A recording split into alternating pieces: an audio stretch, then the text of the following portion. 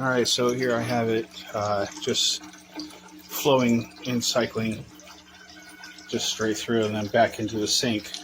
Just to check it out, it does have a submerged blue light, and the check valve is installed right there.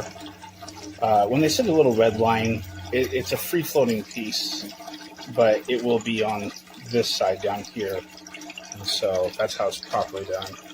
As you can see, when I go ahead and unplug it,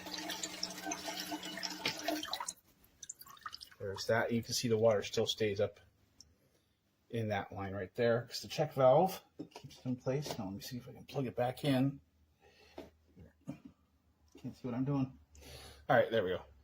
You'll see the light goes red first, and then it turns blue instantly. So there it is. That is some pretty good water flow, and not only that, it's got good pressure behind it. So I can try to stop it, and it wants to go. So yeah, so this is going to be for another project. We're going to be building an evaporative cooler, or otherwise known as a swamp cooler, but this is one of the absolute main components of that.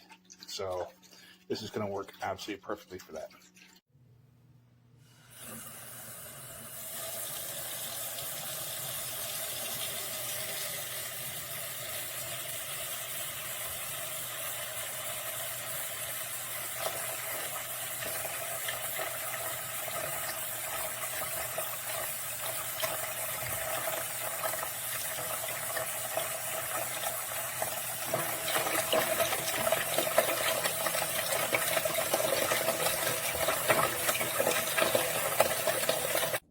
Okay, turn her on.